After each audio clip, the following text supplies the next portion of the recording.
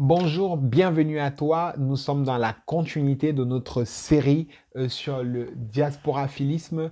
Donc, tout de suite après la vision et les objectifs, nous allons voir dans cette vidéo les outils et les moyens que nous allons mettre en place, nous mettons en œuvre pour parvenir aux différents objectifs que nous avons vus dans la vidéo précédente.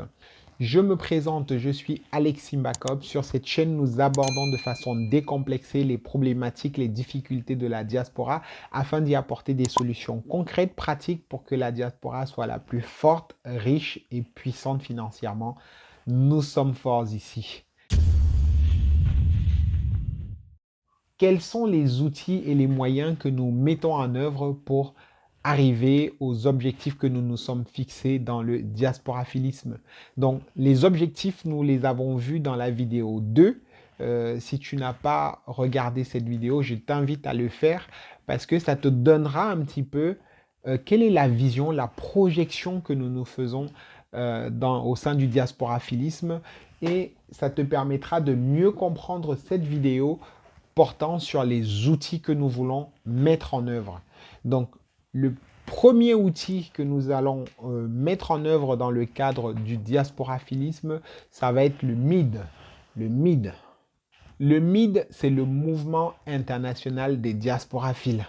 C'est cette association constituée qui va en fait être la base, le socle, le moyen de communication du diasporaphilisme.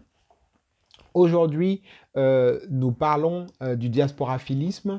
Il est important que nous ayons une structure officielle, déclarée, reconnue par les services administratifs pour pouvoir défendre notre cause, pour pouvoir porter les sujets qui nous concernent.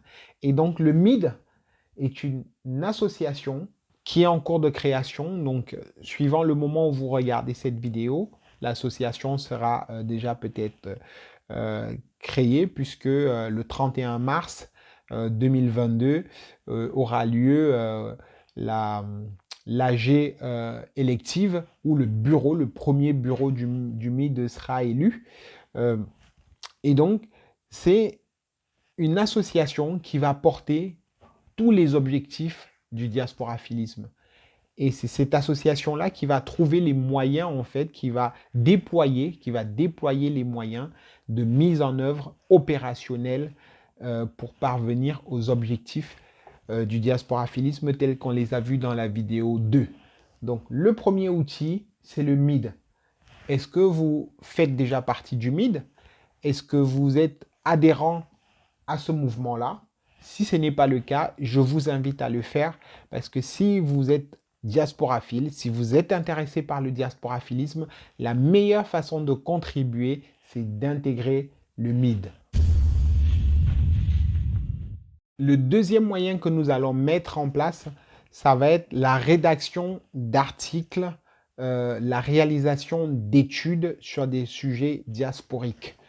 Si vous allez sur le site Diaspora Décomplexé, vous verrez qu'on a déjà des articles. Nous avons quelques brochures d'informations sur la diaspora. L'idée, c'est de pouvoir pousser au plus loin ces analyses, ces études, afin d'être une référence en fait en matière de chiffres concernant la diaspora. Donc, nous allons donc ici créer en fait une section d'études diasporiques. La section d'études va nous permettre en fait de maîtriser la communication, de maîtriser ce qui peut être dit concernant la diaspora et donc de pouvoir rédiger des articles, de pouvoir formuler des propositions de changement, de propositions de loi dans les différents pays où nous nous trouvons. Ça, c'est super important. La section d'études, tout de suite quand elle sera mise en place, d'ici le mois d'avril, mai, juin 2022, aura besoin de recruter. Donc, on va commencer à recruter un stagiaire ou un alternant pour pouvoir porter les sujets et rédiger de façon scientifique, de façon prouvée, vérifiable les informations concernant la diaspora. Vous voyez déjà le diasporaphilisme dès sa création se veut comme étant un mouvement d'ampleur, un mouvement qui recrute, un mouvement qui va être vraiment quelque chose d'important au sein de la diaspora. Euh, il est nécessaire pour nous d'être crédibles d'entrée de jeu. On ne va pas monter une association pour juste être une association de plus. Nous voulons vraiment construire quelque chose de fort, quelque chose de réformateur. Je vous parlais de ce manque, de ce vide qu'on a dans différents pays en termes de représentativité, en termes de référence. Nous voulons être la référence et pour ça, ben, le MID, l'association, mettra en place une section d'études et on mettra les moyens financiers qu'il faut pour que les chiffres, pour que les données concernant la diaspora soient mieux structurées, mieux valorisées pour pouvoir communiquer là-dessus. Donc, si je voulais entrer en détail sur le profil dont on aura besoin dans la section d'études, ce sera un profil d'études en sciences politiques pour pouvoir recenser en fait les informations qui concernent la diaspora afin de les compiler, de les rédiger de façon favorable à la diaspora. Vous savez, les chiffres, les informations, on peut leur faire dire tout ce qu'on veut, mais si c'est nous qui communiquons là-dessus, si c'est nous qui maîtrisons la communication, on pourra mieux les embellir, mieux communiquer et dire des choses favorables concernant la diaspora. Un troisième point, un troisième élément donc moyen qui sera mis en œuvre, enfin qui est déjà mis en œuvre, ça va être les canaux de communication, les médias.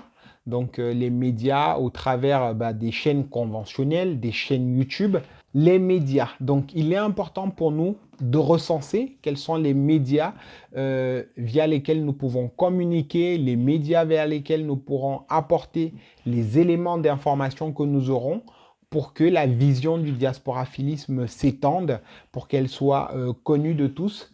Donc les médias, des chaînes YouTube comme cette chaîne Diaspora Décomplexée, des chaînes voilà, qui travaillent déjà dans ce sens du diasporaphilisme, de la valorisation de la diaspora africaine.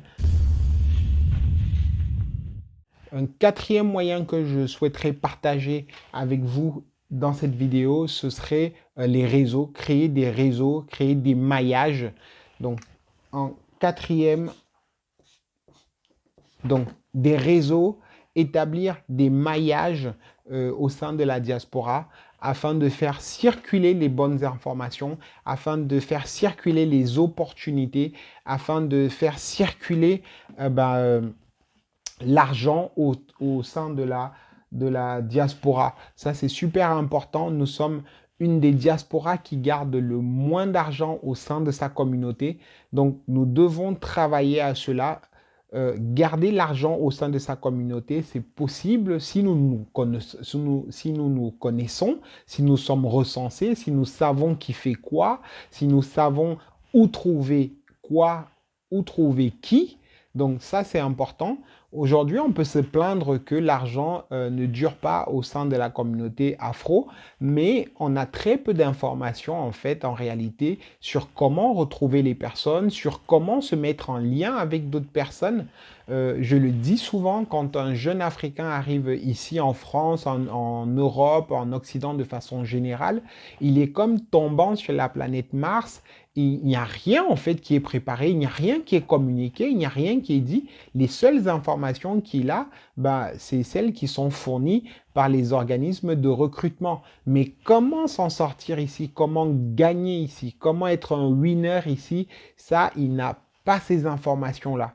Or, les autres communautés ont ces informations et les partagent. C'est pourquoi lorsque vous voyez un Chinois arriver quelque part, lorsque vous voyez un Juif arriver quelque part, vous avez l'impression qu'il va très rapidement parce qu'en fait, il a des bonnes informations lorsqu'il arrive.